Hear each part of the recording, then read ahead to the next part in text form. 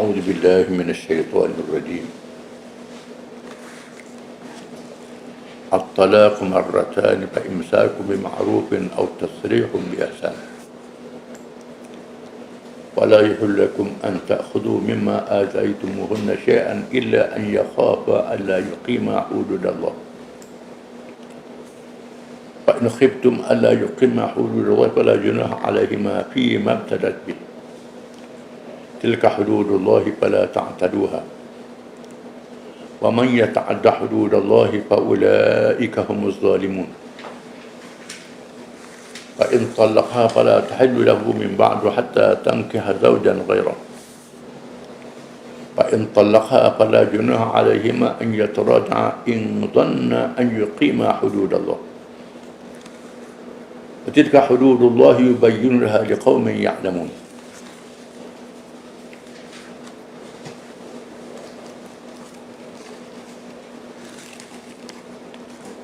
Maksudnya talak, yakni cerai yang boleh dirujuk kembali itu hanya 2 kali. Sesudah itu bolehlah ia rujuk dan dia pegang terus isterinya itu dengan cara yang sepatutnya atau dilepaskan, diceraikannya dengan cara yang baik. Dan tidaklah halal bagi kamu mengambil balik sesuatu dari apa yang telah kamu berikan kepada mereka, dari isteri-isteri yang diceraikan itu, kecuali jika keduanya suami isteri takut tidak dapat menegakkan aturan-aturan hukum Allah.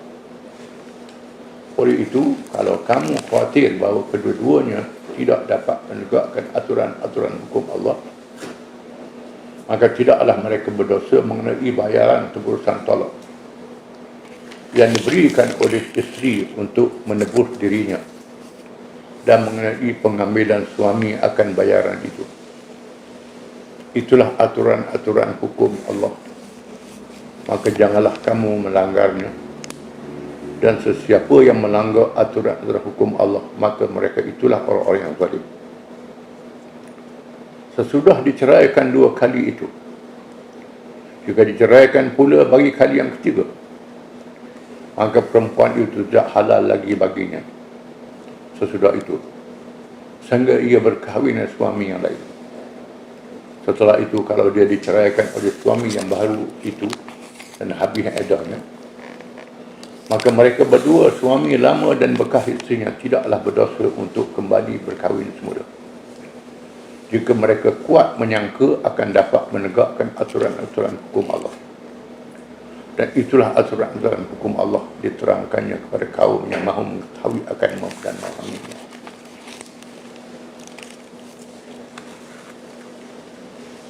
Ayat ini masih lagi berkait dengan hukum munakahat, hukum rumah tangga. Islam mendahulukan hidup yang damai dalam masyarakat, khususnya dalam hubungan antara suami dan isteri. Damai hendaklah diutamakan. Sekiranya berlaku pertelingkahan antara suami dan isteri dengan sebab kesalahan mana-mana pihak, hendaklah diselesaikan dengan cara damai. Damai itu lebih baik disebut dalam ayat yang lain. Sekiranya tak ada jalan, maka Allah mengizinkan perceraian itu berlaku. Zaman jahiliyah dahulu, yakni sebelum Islam, sebelum tangan Nabi Muhammad SAW, mereka boleh mencerai isteri sampai 100 kali. Cerai boleh baik pula, cerai baik pula, cerai beratus kali pun tak apa. Di masa zaman jahiliyah, kadang-kadang berlaku, bukan kadang-kadang lah, zalim terhadap isteri dan terhadap perempuan. Boleh berlaku demikian. Maka Allah Ta'ala meletakkan sempadan, di mana di bahagian talak itu ada 2 bahagi. Talak raj'i, talak yang boleh rajak balik, dan talak ba'in, talak yang tak boleh rajak balik. Talak raj'i ialah talak dua talak. At-talaqu marratani. Talak cerai itu dua kali sahaja. Dua kali saja yang boleh dirojokkan kembali. Selepas itu fa imsakum bima'ruf, sama ada rojok balik dan berbaik antara satu sama lain. Teruskan hubungan antara sama lain dengan cara yang sebaik-baiknya, jaga hak masing-masing. Atau tasrihum bi ihsan, ataupun tolak yang ketiga dengan cara yang baik, jangan dengan cara yang zalim. Allah Ta'ala kata nak tolak pun tolak dengan cara baik. Walaupun tolak ni dihalalkan, Nabi kata abghadul halali ila Allah talaq. Perkara yang halal paling dimarkai oleh Allah ialah talak. Walaupun talak ni halal, tak berasa, tapi dimarkai oleh Allah, tidak digalakkan. Kalau terpaksa, setelah dua kali bercerai, mencerai kali yang ketiga. Bercerai kali yang ketiga, ini yang terakhir sekali. وَلَا يَحِلُّ أَن تَأْخُذُوا مِمَّا آتَيْتُمُوهُنَّ شَيْئًا إِلَّا أَن يَخَافَا أَلَّا يُقِيمَا حُدُودَ اللَّهِ. Tidak halal bagi kamu mengambil balik belanja yang beri pada isteri itu. Tak boleh. Bila cerai, memang mah kahwin tu hak isteri lah. Jangan ambil balik pula. Itu tidak boleh. Bila sudah berkahwin, mah kahwin tu kemuliaan isteri. Jangan kita langgar sempadan dan batas-batas Allah Subhanahu Wa Taala. Yang lawan Allah Taala. Kecuali sekiranya berlaku suatu yang lain. Baiknya sudah ada kata pelahnya fi matalati. Jika sedang berlaku suatu keadaan yang lain, iaitu ulama menyebut dengan khamar. Bila suami tak mau cerai isteri dia, isteri pula tak tahan dengan suami itu, Allah Ta'ala mengizinkan khamar, disebut dengan tebu salah. Berdasarkan kepada satu hadis, iaitulah seorang sahabiah, iaitu sahabat perempuan, isteri pada Thabit bin Qais bin Syammas. Dia tunggu Nabi dekat itu. Nabi tengok orang perempuan, tengok dia, isteri pada Thabit bin Syammas. Nabi tanya, apa ni? Lalu dia kata dia kelahi dengan suami dia. Ya Rasulullah, ma'aibu alaihi fi khalqulin waladin, bahkan akrahul kufra fil Islam. Saya kelahi dengan dia bukan sebab agama dia tidak merosak, agama dia molek. Bukan dengan sebab akhlak dia tak caci suami dia, tapi dia tak boleh hidup dengan dia. Satu riwayat mengatakan bahawa Thabit bin Qais ni pukul isteri dia sampai sedera. Yang ni pukul bini, maka bini pun tak tahan. Saya takut dia kupu dalam Islam, kata isteri dia, dengan cara yang beradab. Lalu Nabi tanya, mu nak pulangkan mah kahwin dia? Ia telah kebun yang jadikan mah kahwin. Dia kata ya. Lalu Nabi mengizinkan dia pulangkan mah kahwin dia pada Zaid al-Thabit bin Qais bin Syammas. Berdasarkan apa ini, ayat ini, maka diizinkan isteri walaupun dari segi syaraknya tak boleh minta cerai. Hadis-hadis yang banyak mengutuk perempuan yang minta cerai pada suami. Tapi bila keadaan tertentu, bila keadaan yang terdesak, Tuhan beri hak pada isteri boleh minta cerai dengan suami. Sebab suami dadah ke, macam inilah, perangai bodoh ke, suami tak semayang ke, akhlak buruk ke, ada sebab-sebab. Perempuan tak nak buat suami yang macam tu. Kadang-kadang betul orang perempuan. kamu tolak lelaki saja. Caranya ialah melalui tubuh talak. Ini jabat khotib bila selesaikan. Iaitu isteri membayar mah kahwin dia balik. Setengah ulama mengatakan mengikut nilai yang ditentukan oleh pihak yang berkenaan. Diizinkan oleh syarak.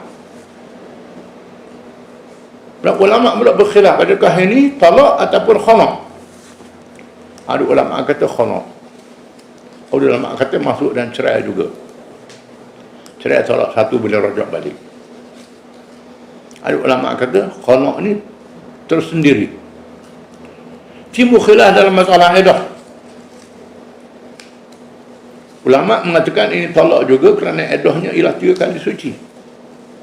Sama dengan cerai juga, dia tak boleh kahwin dengan suami lain melainkan setelah 3 kali suci. Iddah dia habis 3 kali suci. Ulama kata ini khalaq tersendiri kerana ada riwayat Ibn Uthman menghukumkan 1 kali suci saja. Ini menandakan bahawa khalaq ini tersendiri, bukannya talak. Ada ulama kata begitu. Ini khilaf ulama, ini masalah khilafiyah. Perbincangan ulama lah dalam masalah khalaq ini saja. Itu penyelesaiannya. Mana Islam tidak menjadikan jalan itu bentuk dalam masalah rumah tangga. Bila tak ada jalan, berpisah, maka berpisahlah. Disebut dalam ayat la ta'sawul fadl bainakum, jangan kamu lupa kebaikan antara kamu, antara satu sama lain. Bila bercerai itu, jangan lupa budi baik antara satu sama lain. Jangan sebut buruk saja. Ini darjah oleh Islam. Sesungguhnya Allah Ta'ala menegaskan yang tolak baik ini. Tilka hududullahi fala ta'taduha, itulah sempadan Allah Ta'ala, jangan kamu melampau. Orang lelaki jangan paksa perempuan tu nak ambil balik mah kahwin dia. Jangan melampaui batas. Orang perempuan pun jangan melampaui batas. Wa man yata'adda hududallahi fa ulaika humuz zalimun. Dan sesiapa yang melampaui sempadan Allah, maka mereka itulah orang-orang yang zalim. Zalim ini bukan pukul orang saja, termasuklah ambil harta orang, paksa orang dengan cara tidak sebenar. Itu masalah suami yang nak korek balik mah kahwin dia, ini termasuk zalim. Nak ambil balik mah kahwin bagi pada isteri dia, termasuk dalam zalim. Tidak boleh. Itu sudah jadi hak orang perempuan bila sudah kahwin. Masalah orang puan nak sedekah suami dia, itu cerita lain. Nak buat kebajikan itu cerita lain. Sesungguhnya Allah sebut fa'in talaqha, maka jika dia mentolakkannya dengan talak 3, talak bain, fala tahillu lahu min ba'du hatta tankiha zawjan ghairah, maka tidak halal bagi suami itu untuk merujuk kembali malaikat setelah dia berkahwin dengan suami yang lain. Setelah dikahwin dengan suami yang lain, fa in talaqaha fala junah alaihi ma ay tarja in dhanna ay yuqima hududallah.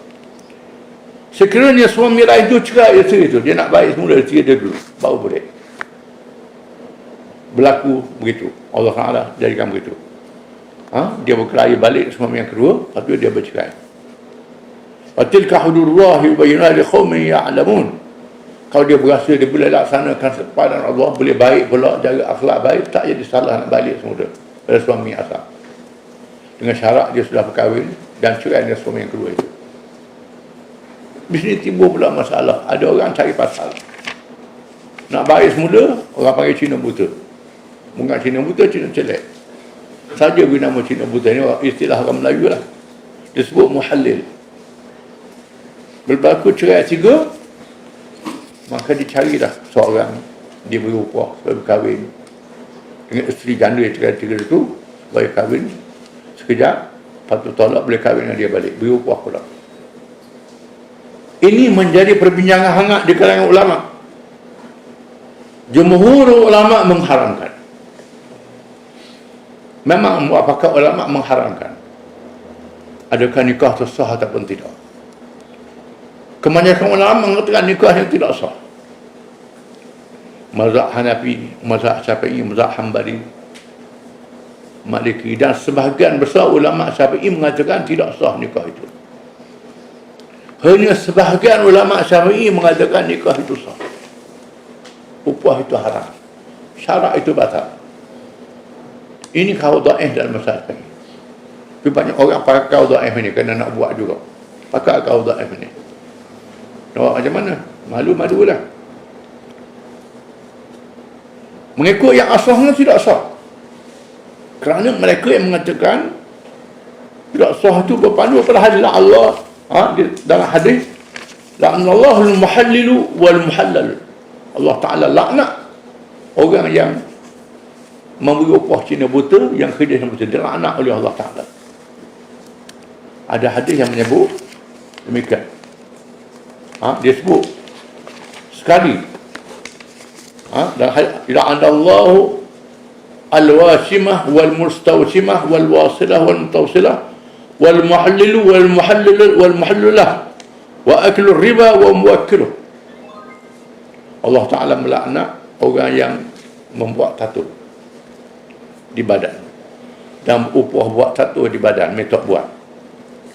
Orang yang menyambung rambut dia, saja dia sambung rambut, pakai rambut palsu, dan yang minta yang menghalalkan isteri dengan kahwin, dan orang lelaki digunakan untuk menghalalkan kahwin, maka riba dan wakilnya semua dia anak oleh Allah Ta'ala, termasuk dalam maka riba, menunjukkan dosa besar. Mereka mengatakan bahawa nikah itu tidak sah berpandu dengan Tuhan laknat. Tuhan laknat nikah ini tidak sah. Ada mereka yang mengatakan nikah itu sah, ialah syarat itu saja dibatalkan, nikah itu sah. Kerana mungkin mereka berpegang kepada islah itu diutamakan. Mereka mengatakan maka islah itu.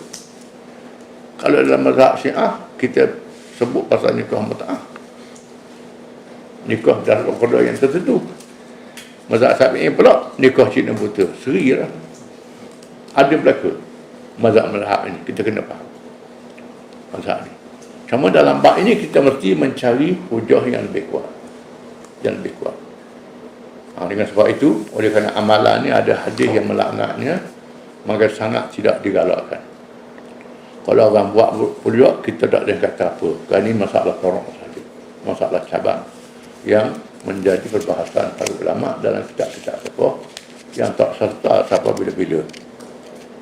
Kerana dalam sampai ini mengatakan bahawa ada benda yang dibuat sesuatu, bila syarat dia tak betul, benda tu sah, syarat saja tolak. Itu saja. Contohnya, mazhab sampai ini kadang-kadang ada pandangan dia dalam masalah heboh. Ibu bapa boleh ambil balik heboh yang beri oleh ayah dia. Ayah beri pada anak, ayah boleh ambil balik. Ayah beri pada anak. Mazhab Hambali kata tidak boleh ambil balik. Kerana Nabi bersabda orang yang ambil balik heboh dia macam ni jilat mutak. Ada hadis mengatakan demikian. Oleh kerana itu ambil balik ayah beri pun sama, walau yang ambil balik juga macam ni jilat mutak. Habisnya kata ayah ada apa? Hambali kata macam ni jilat mutak lah. Habisnya kata ni tak apa jilat mutak dia. Masing-masing berdalih dengan dalih masing-masing. Dalih masing-masing. Inilah masalah nikah muhallil ini yang disebut dengan at-taisul musta'ar, iaitu kambing jantan yang dipinjamkan. Ada hadis, ala ukhbirukum bitisil musta'ar, adakah kamu suka cerita kepada kamu tentang kambing jantan yang dipinjam? Qalu wala Rasulullah, ya, apa dia kambing jantan? Al-muhallilu la'anallahu al-muhallalu wal muhallalu lahu. Allah Ta'ala laknat orang yang kahwin kerana nak menghalalkan, dan orang yang suruh kahwin yang berupah semua dilaknat oleh Allah Ta'ala. Ada hadis menyebut demikian. Dan sebab itu tak boleh mudah-mudah perkara ini. Walaupun ada ulama yang membenarkan, tetapi satu perkara ini yang tidak digalakkan. Kerana terlalu banyak ulama-ulama yang mengharamkannya dengan cara tegas. Hanya sebahagian mengatakan, ulama Syafi'i mengatakan bahawa nikah itu sah. Itulah perbahasan kita kali ini. Wallahu a'lam. sambung balik.